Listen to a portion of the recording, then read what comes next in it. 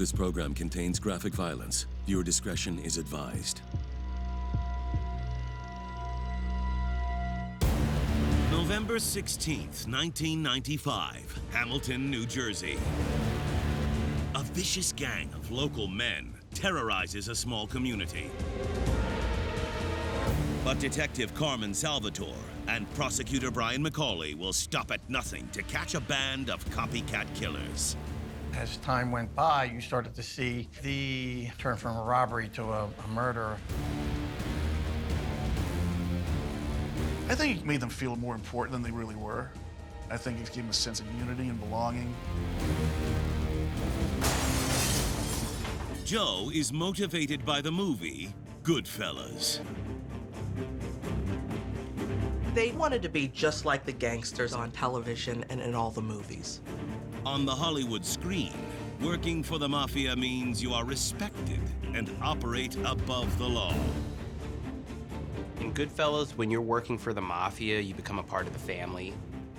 At some level, you become untouchable. But when one of Joe's men is suspected of turning on the rest, all hell breaks loose. In Goodfellas, you never rat on your men. You never go against the family. And when one gang member least suspects it, he will be silenced forever. The cops had their eyes on this gang for a while. They knew these guys were a bad bunch, but they never suspected was that they were capable of doing something this horrifying.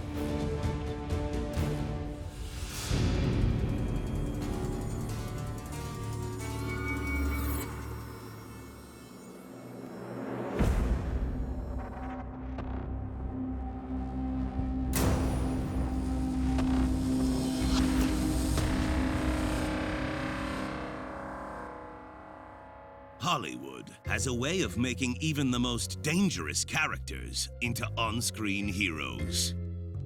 Movies like Goodfellas, The Godfather, and Casino glamorize the mafia lifestyle and what it's like to be a part of a large criminal organization. People are fascinated by the mafia because the movies give us a viewpoint of how life might be within these criminal societies. Especially for New Jersey brothers Joe and Bruce Post. For the Post brothers and their friends, these movies seem to be role models for what these boys aspire to be as adults. Detective Carmen Salvatore and Prosecutor Brian McCauley never thought they would go head-to-head with real-life gangsters, straight from the movies. It was my job as a law enforcement officer, a detective, to investigate the matter and find the person who killed him, or persons who killed him. That was what I was trained to do, and that's what I did. It was a roller coaster. There were days where I would just turn to my co-counsel and said, we're gonna lose this case. In the mafia, looking out for the group comes first, but watch your back. Like they say in the movie Goodfellas, your murderers come with smiles, they come as friends, and they come at a time when you need them the most.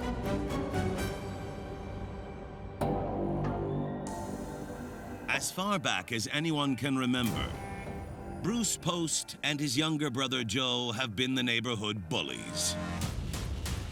As juveniles, they started terrorizing some of the other kids, stealing their lunch money, bullying them, beating them up.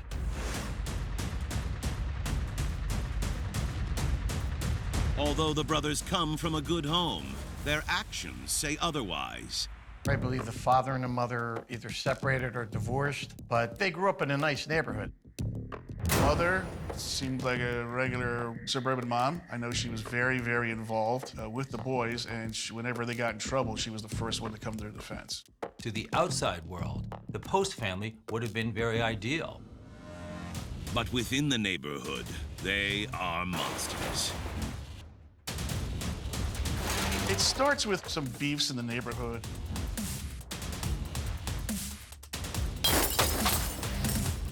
I remember there was a crossbow incident where they were shooting at other kids with a crossbow from a window. There was personal property destruction. Bruce was charged and convicted, ultimately of aggravated assault for hitting someone with a tire iron. And the boy's actions aren't the only thing that leaves neighbors terrified. Bruce, at some point, developed an interest in World War II Nazi culture. He was known to walk around in the neighborhood in full SS regalia. And he did adopt the Hitler mustache, which, as we all know now, is not the most popular form of facial hair. I guess he was empowered by the fact that people were intimidated by him. I think that only fueled the fire for his threats and his behavior. But Bruce isn't the only brother with a dangerous obsession. Joe is fascinated by gangster movies. In the movies, the gangsters usually had power and control of their environment, money and women and fast cars. So there was a lot that you saw in the movies that seemed great. At the time that Joe had his obsession, there was no bigger or more influential mob movie than Goodfellas. Goodfellas, an Oscar-nominated film directed by the king of gangster movies, Martin Scorsese. The main character is Henry Hill, played by Ray Liotta. Young Henry is mesmerized by the mobster lifestyle. Audiences watch as Henry goes from the son of poor working-class parents to an apprentice of a local mobster. The only thing that young Henry wants when we meet him is to become a gangster. Henry will do whatever it takes to be fully accepted by the mafia. We watch Henry drop out of school and go straight into a life of crime. The life of a mobster is everything to Henry. The gangsters in his neighborhood are like rock stars that live on his block. He wants all of the money, the pretty women, and the respect that he sees come along with being a gangster. New Jersey resident Joe Post is also attracted to the gangster lifestyle. For years, Joe had been terrorizing his neighborhood, so he had a taste of what he thought it might be like to be a real gangster. Joe wants to be respected and feared like Henry Hill in Goodfellas. The only difference for Joe is he's intimidating people with his brother, but that's not a gang. A gang, you have a group of people to assist you when you intimidate with threats. Joe knows he's a threat within his neighborhood, but by joining a gang, he'll become even more menacing. Like the mobsters in Goodfellas.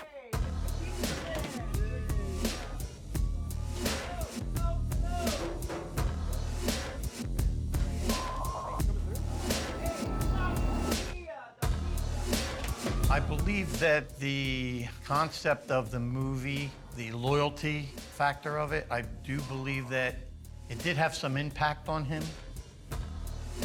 I believe that that just heightened his want to be involved in some way with the mafia. Through his cousin, Michael Levering, Joe joins a local gang called the Pitbulls. Its members include other local men, such as Nick Migliaccio, Stephen Yeager, and Andrew Whited. Bruce Post's involvement is up for debate. To this day, Bruce disputes that he was a member of the gang. He used to hang with them. They were his friends of his brother. He would associate with them, but whether he was a member of the gang is still in dispute. The Pitbulls, the reputation was that, and at least in the law enforcement community, it was that they were a pain in the neck.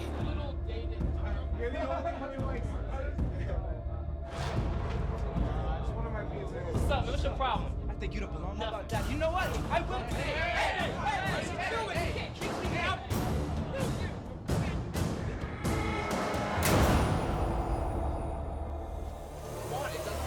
They did some purse snatches. They did some small robberies. They wanted to create a problem. They wanted to rob money. Around town, the pit bulls are known as racists and bullies.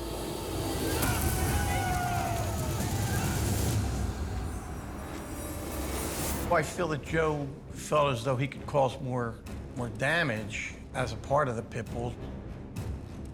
I feel as though that once he joined the pit bull gang, it was just a way for him to basically escalate his power, escalate his authority. Like Henry Hill in Goodfellas, once Joe joins the pit bulls, he quickly rises up the ranks.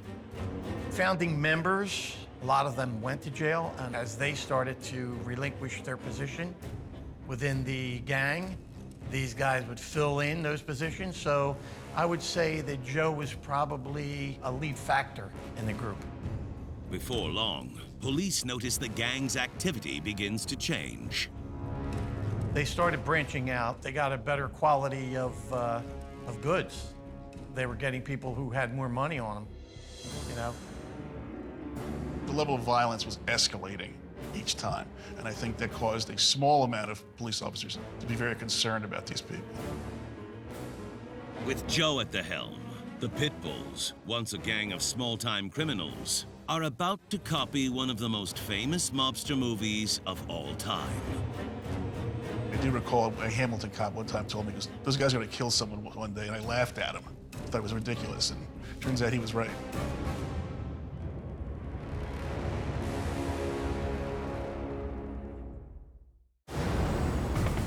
Brothers Bruce and Joe Post have always been on the wrong side of the law. These brothers have always been troublemakers and have always terrorized the neighborhood. To their peers, the brothers are nothing more than bullies. But their reign of terror quickly escalates when Joe joins a local small-time criminal gang called the Pit Bulls. It started with petty stuff, stealing, property damage. Then they started using weapons, BB guns, crossbows. It was relentless. As soon as they would get it back on the street, they'd get in trouble for something else, and it would be for something worse.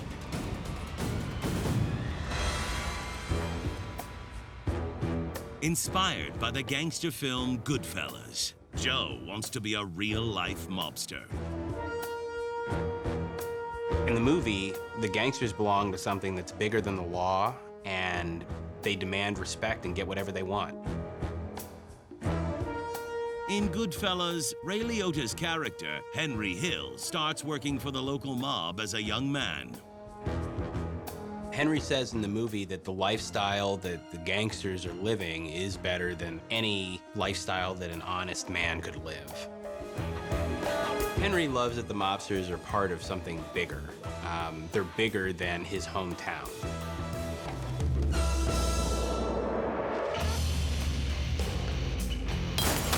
Bruce Post and his brother Joe have a similar outlook. They started branching out, and they would rob people from affluent areas, so they would have better merchandise. In Goodfellas, after Henry Hill becomes a member of the mafia, he begins running his own profitable operation, selling cocaine. Henry was selling a lot of drugs and making money faster than he could dream. We watch Henry change into a much more violent man. And by the end of the film, Henry is drug addicted and just totally broken due to the lifestyle that he's lived. Joe and the Pit Bulls also develop an addiction to drugs. But instead of selling it to make a profit, they're using the money from their robberies to buy it. Let me put it this way. If the pit bulls were selling drugs, they would be their #1 customer. I don't think they'd be very successful selling drugs. The gang lives for the high. Instead of going out and buying a bottle of vodka, they could, get a piece of rock, cocaine, and, they could all sit around and smoke it. It was fun. It was a better high. It was cheap. But the more drugs they buy, the more money they need. And getting money means committing more crimes. I would say the pit bulls were dangerous. They were dangerous because of the crimes they committed and how they just escalated. They became more violent, and becoming more violent and, more aggressive, they liked it. As one of the heads of the pit bulls, Joe feels unstoppable. For Joe, being the leader must have been something he had always aspired to and brought him a great deal of pride, but also possibly some fears, because whenever you're on top, there's always others who want to gain where you are, and so there could have been some justified paranoia. I'm in position 1. And that paranoia is about to surface when one of the pit bulls, Andrew Whitehead, is arrested. Andrew Whitehead was arrested for a narcotics offense. Got arrested for serving his sentence.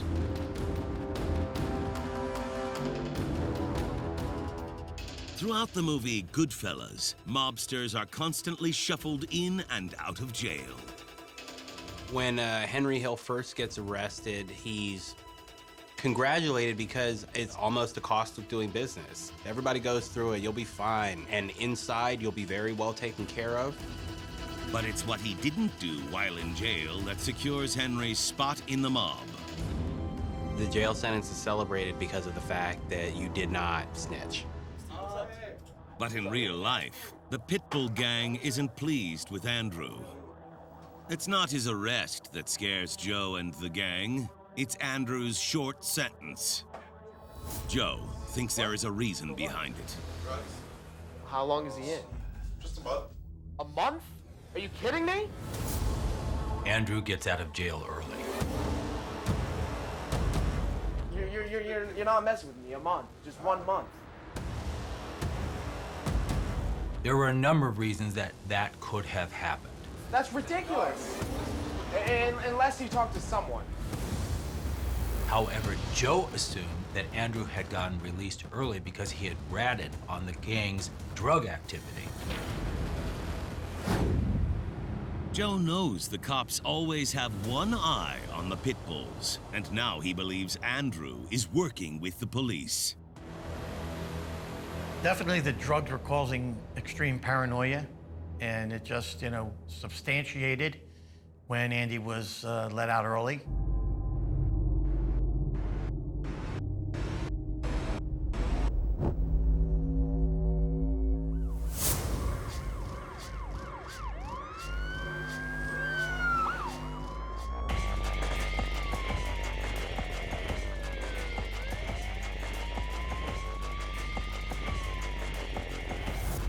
As they say, loose lips sink ships, and that is so true when it comes to criminal investigation.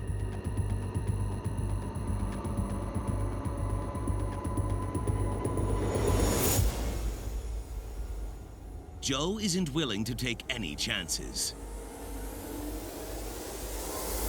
Joe labeled Andy a rat because he suspected that he was working with the federal authorities.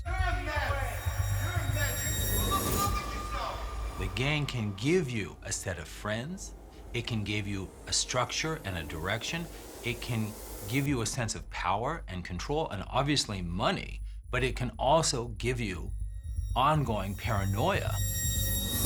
And according to the gangster movies Joe has seen, there's only one way to deal with a rat. We have to kill him. What do you want us to do? We have to get rid of him. There's a hierarchy, and if you pick on someone who's higher than you and you rat them out to law enforcement, you're going to bring the weight of the entire organization down on you. Come on! Joe goes over his theory about Andrew with some of the gang.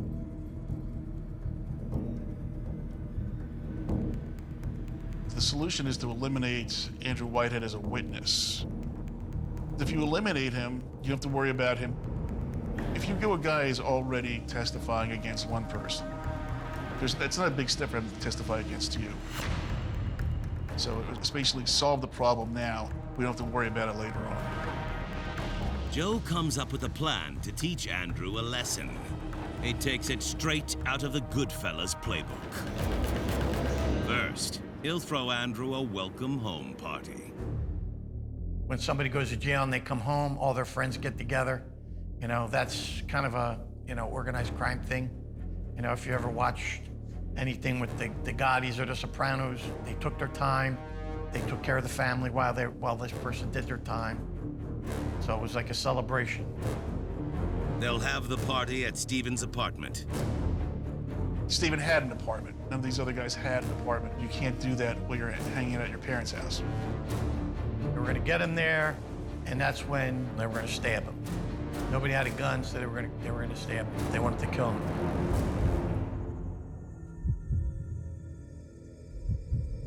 On the day of the party, Andrew is greeted at Stephen's apartment by those he trusts the most.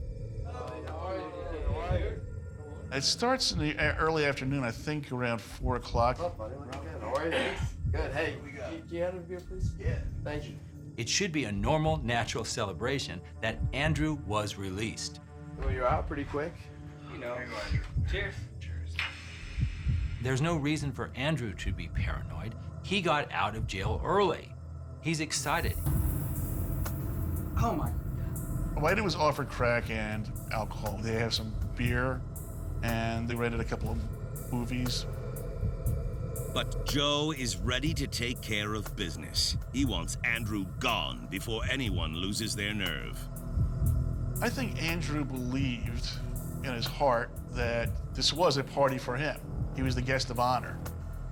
And keep in mind also, you're coming from a situation where you've been in jail for a while. So creature comforts like watching a movie, having a beer, in this particular case, smoking crack, is something he wants to enjoy. And so I think to that end, he was enjoying himself and not able to see what was going to become. They liked the scene in the Goodfellas movie where they went to Joe Pesci's mother's house to borrow a knife, and they end up opening up the trunk of the car, and the guy is still alive. So Joe Pesci in the movie starts stabbing the guy repeatedly, basically where the idea of stabbing Andrew Whitehead came from. While Andrew is distracted, Joe prepares to kill his friend. It's a scene straight out of a gangster movie, a twist that you never see coming. Whereas once they were in a tight gang and they would do anything for each other. Now, they've turned on one another.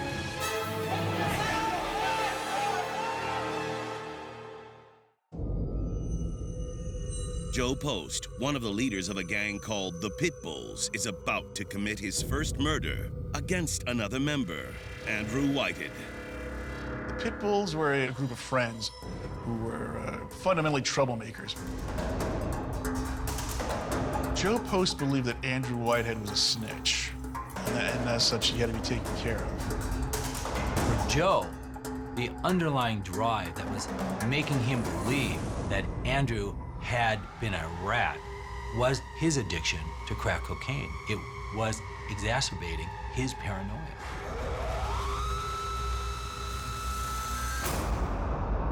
So Joe comes up with a plan to silence Andrew forever. His motivation is straight out of the gangster movie, Goodfellas. In Goodfellas, the advice that Robert De Niro's character gives to Henry Hill is never rat on the family and keep your mouth shut. I remember when I went to see the movie The Godfather. As a 14-year-old boy, I wanted to be a mobster, you know? Thank God I went the other direction. I believe that the concept of the movie, the loyalty factor of it, I do believe that it did have some impact on him.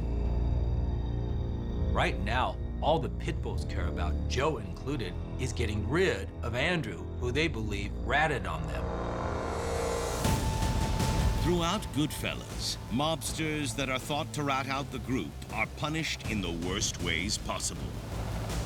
In Goodfellas, people are stabbed to death, shot, and beaten.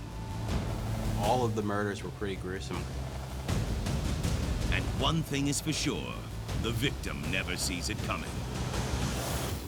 There's no honor among thieves because at the end of the day, especially when you're dealing with crime, which has punishment, people are always going to look after themselves. And you never know someone else's conviction. Andrew is about to meet a similar fate. Well, it was Steve Yeager's apartment. They wanted to have the welcome home party so that they could kill him. That was their way to get Andy alone. He was sitting down in a chair, and I believe they were watching Pulp Fiction. And all of a sudden, right out of the blue, Joe branches the dagger and starts his attack.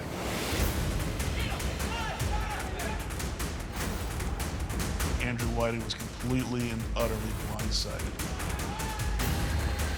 Andrew couldn't have known what was happening. After all, they're at a party, and they were celebrating, and they were drinking and taking drugs. His guard was down.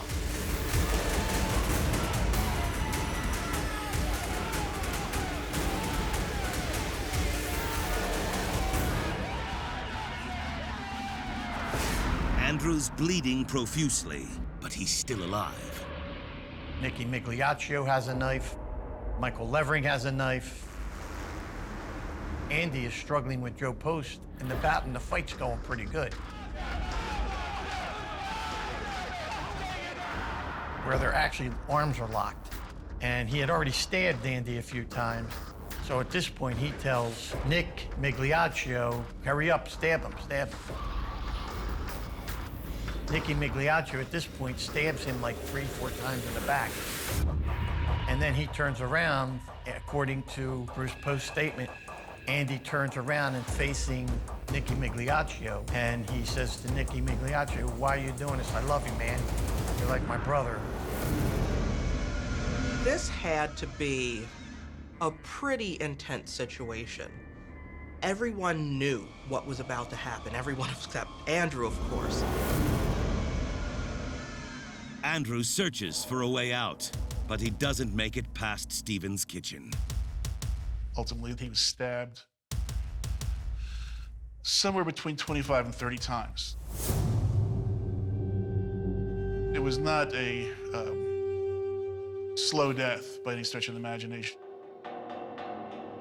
Joe was described as having stabbed him in the eye, saying, quote, do you know what it sounds like when you squish an eyeball, close quote. After Andrew succumbs to his wounds, Joe feels like the ultimate gangster. It really shows a complete and utter hatred of the victim. And I think at some level, Joe felt betrayed. And I think at some level, he was going to show everyone that he couldn't do what he believed Andrew was going to do. But Joe's bloodbath is not done just yet. He picks up Andy's hair and grabs Andy by the hair, lifts his head, and he tells Nicky to cut his throat. Nicky gets the knife, his knife that he's holding. He says, this knife isn't cutting. So then Joe Post starts sawing at Andy's neck, at his throat with the knife.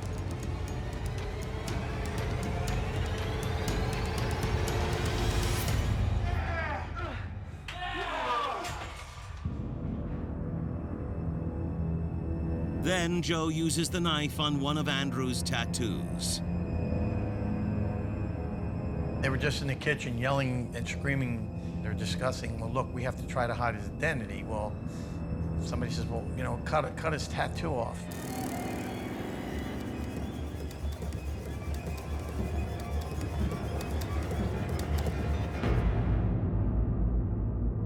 Joe crudely cuts off Andrew's tattoo in case police ever find his body.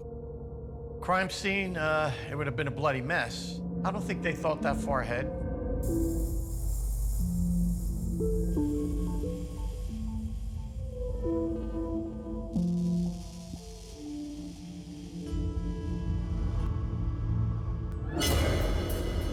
Martin Scorsese's Goodfellas, after Joe Pesci's character brutally kills another mobster in a bar, his gangster friends are forced to help him get rid of the body.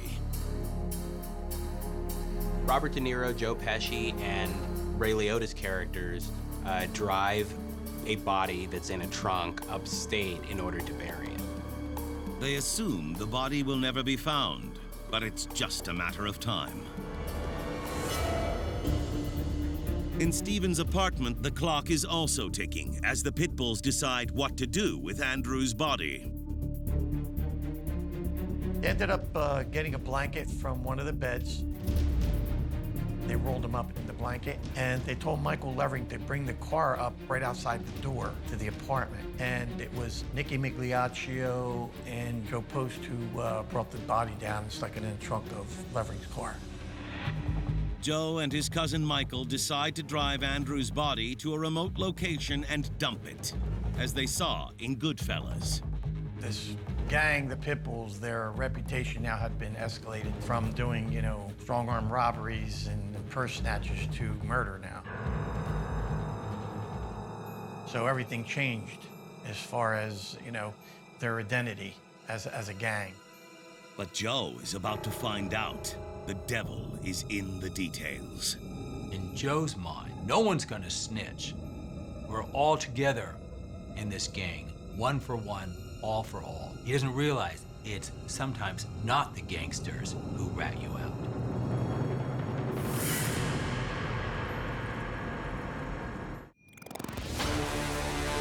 Goodfellas fan Joe Post has just savagely killed Andrew Whitehead, a member of his gang, the Pitbulls. Joe thought Andrew might be working with the police to rat him and the Pitbulls out, so he killed him before Andrew could say anything else. Inspired by the movie Goodfellas, Joe and his gang want to get rid of Andrew's body before anyone starts asking questions. The two rules that we can take away from Goodfellas about the mob would be never rat on the family and keep your mouth shut. But sometimes it's what's left at the crime scene that does the talking. To be stabbed to death as many times as he was, and then stabbed in the eyes, and have tattoos skinned from your body, and then have somebody cut your throat, it's a pretty messy crime. It's very difficult to clean up a crime scene, especially when you have things like blood splatter and blood itself. While Stephen and Bruce attempt to erase Andrew at the crime scene, Joe and Michael look for a place to dump the body, but they're running out of time. Dude. We're running low on gas. No, we're running low on gas. We're not gonna make it. Michael and Joe get into Michael's car, and the gas light goes on, so they're low on gas. So they can't dispose of Andrew's body on an empty gas tank. And on top of that, they don't have money. Do you have any cash on you? I have nothing. You got nothing. You got nothing on you. Since they have a dead body in the trunk, that mindset of, oh my God, we don't have money, we're low on gas, what are you gonna do? And of course, at that point, panic must have set in, and they have to think, well, where can we go? What can we do? In Goodfellas, Joe Pesci's character kills another mobster and is forced to dump the body upstate. But on the way, he makes a crucial stop. They end up at Joe Pesci's mother's house. They are trying to borrow her shovel. It's late, so they're hoping that they can get into the house, get the shovel, get out without being seen. However, she catches them. And the mother's reaction is she's shocked to see them, but she totally buys their story, and then they have a nice dinner.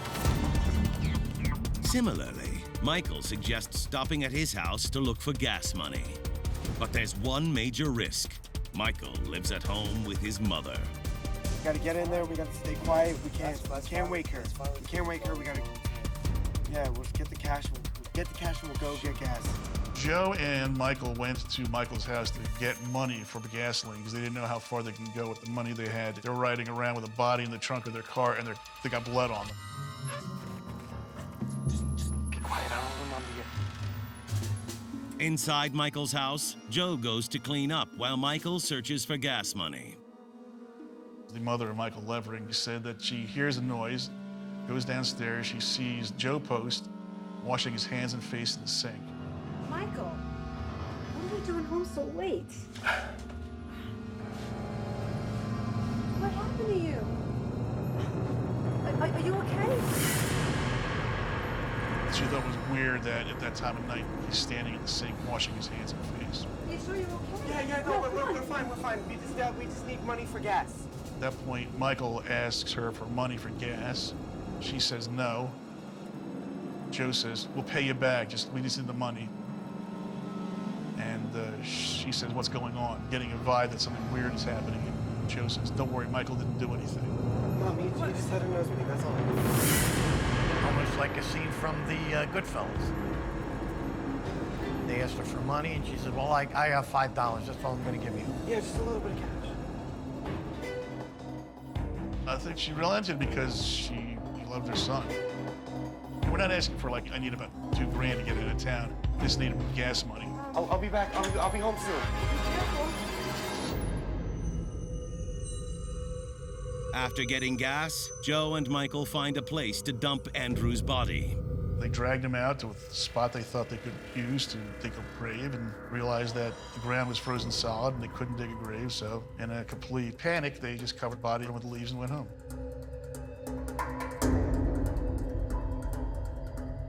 At this point, they figure by the time they even identify this guy, they're never going to figure out who did this.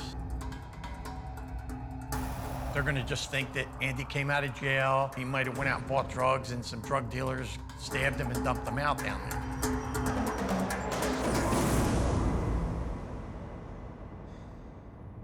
The Pitbulls got rid of Andrew so he couldn't rat them out.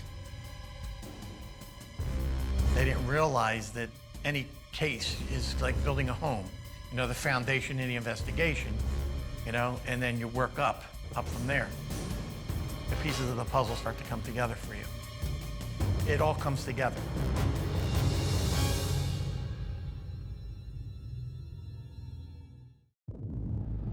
Joe Post, one of the leaders of the Pitbulls, thinks his gang has just gotten away with murder, Goodfellas style. Joe murdered his gang member, Andrew, because he thought Andrew was ratting him out and his gang, the Pitbulls, to the police. They like to mimic the actions in the movies, being, the tough guy, the person to take someone else out. They brought up the fact that they enjoyed watching Goodfellas. As Henry Hill feels in the movie, Joe now believes he's a master criminal. Ray Liotta's character feels like he's above the law. He's not gonna get caught. He's the smartest gangster that's ever lived, and he's a step ahead. Weeks after the murder, the Pitbulls believe they are also in the clear.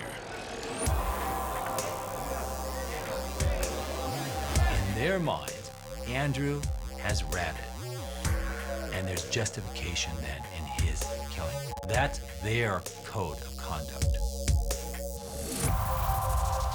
But that all changes when a driver spots something suspicious on the side of the road. He pulled off to the side of the road.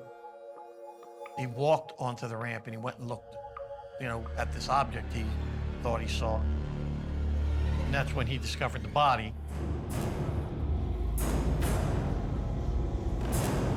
He called the state police and the state police responded.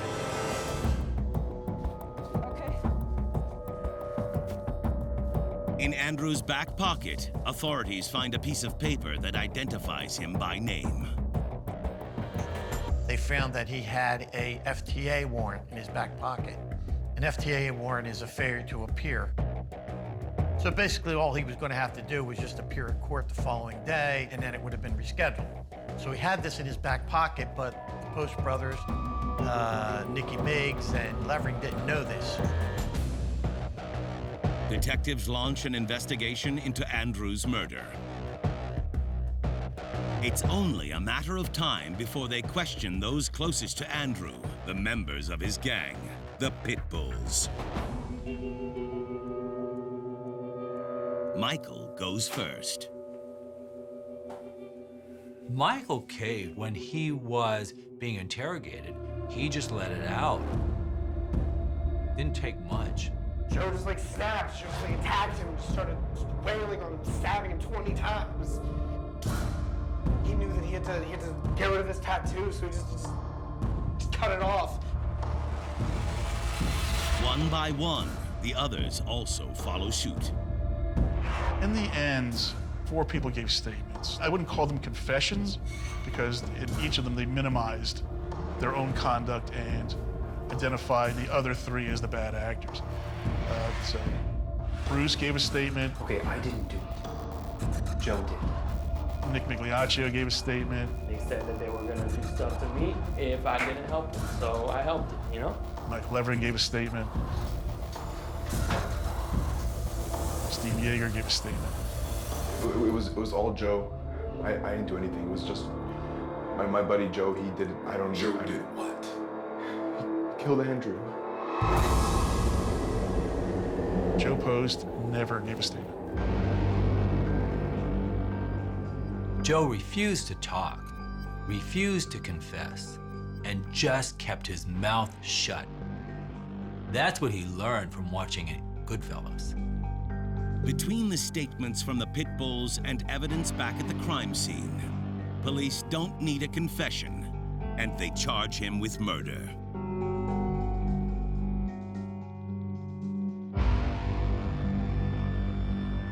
They actually tried to clean up. They used the mop. I believe they rinsed the mop out in the tub. We were able to pull stuff out of the drain. But what they failed to realize is that the blood splatter had actually gone all over the ceiling, and they never cleaned it. So we were able to cut out portions of the ceiling and take it. The pit bulls are arrested and sent to stand trial. Bruce pled guilty to hindering apprehension and tampering with evidence and got 5 years in prison. Nick Migliaccio pled to aggravated manslaughter and got 10 years in prison. Michael Levering pled to aggravated manslaughter and got 12 years. Steve Yeager pled to tampering and hindering. He had to serve a year in jail, and I believe he violated his probation by getting another arrest. And as for Joe Post, Joe was convicted of purposeful knowing murder. He was sentenced to life with a 30-year period of parole ineligibility. throughout Goodfellas, Henry Hill seems like he'll never be caught. In the end, the FBI has been listening. The FBI tapped Henry Hill's phone, and they had sufficient evidence to put him away, so that caused him to turn on the family and become an informant. Henry testifies against everyone who once trusted him. After he rats everyone out, Henry Hill enters the witness protection program and goes into hiding. Joe Post promised to never rat on his gang. In the end, it was his paranoia that took him down for good. Drugs will do that to you. Drugs will definitely make you paranoid, and I believe that the drugs had a lot to do with it. I also believe that Joe was going by what this organized crime figure was telling him, that Andy was cooperating with the federal authorities, and he needed to be silenced.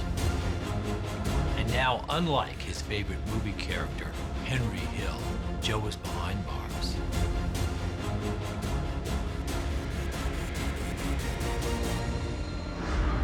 No second chance for a real-life murderer.